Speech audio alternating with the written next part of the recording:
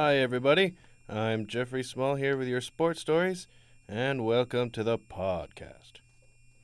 Last night, the 2008 Stanley Cup playoffs got underway with two contests from each conference. In the East, the Pittsburgh Penguins played with a renewed confidence compared to last year as they hosted the Ottawa Senators.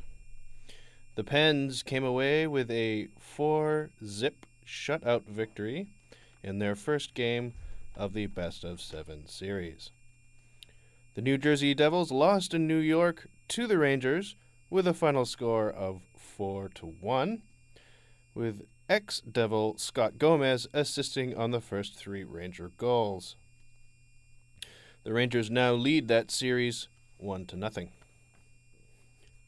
In the West, the Colorado Avalanche beat the Wild in Minnesota with an overtime goal and a score of 3-2, taking a lead of 1-0 in that series.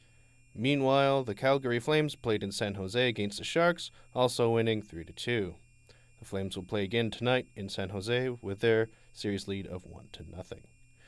In other hockey news, the Canadian women's team secured their berth in the World Championship Finals in China yesterday, defeating Finland 4-2. Sarah Vaillancourt scored 2 power play goals in the second period, transforming a 1-1 tie into a commanding 2-goal advantage that contributed to the win. The team plays against the United States later today. In Toronto sports, the Raptors ended their losing streak as they defeated the Milwaukee Bucks 111-93 last night, thanks in part to the efforts of Chris Bosh. And the Blue Jays lost for the second time in as many games to the Oakland Athletics last night by a score of 6-3. And now for a special report. A New Brunswick middle school team has something to cheer about. The Quispamsis Middle School Cougars cheerleading team took home the silver at a recent competition and look forward to going for gold. Jill Clausen reports. Ready. 5, 6, 7, 8.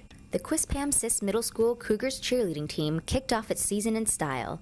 The team performed in its first competition of the 2008 season on Saturday, March 1st in nearby St. John. The Cougars placed second out of 8 teams. Coach June Gates, who has been coaching the team for 4 years, credits this to the fact that the Cougars practice hard and are truly dedicated to their sport. It's hard. It's very hard to... people think of it as being something kind of silly, but in competitive cheerleading, it is a lot of hard work. There are 4 cheer competitions before the grand finale in May, the provincial championships. The QMS Cougars took the title in 2004 and have been working to regain the top spot ever since.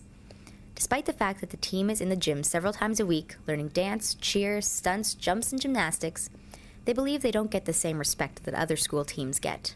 People look at cheerleading, they kind of think of it as being silly, but in competitive cheerleading, it's a lot of hard work. We don't really get the respect because people don't think of it as a sport, but it is considered a sport. It's actually considered a high-risk sport. The Cougars will take the floor again on March 15th at St. Stephen High School, where they hope to bring home a first-place trophy. Thanks for tuning in. This is Jill Clausen, Centennial College Radio News. And that's it for all your sports news at this hour.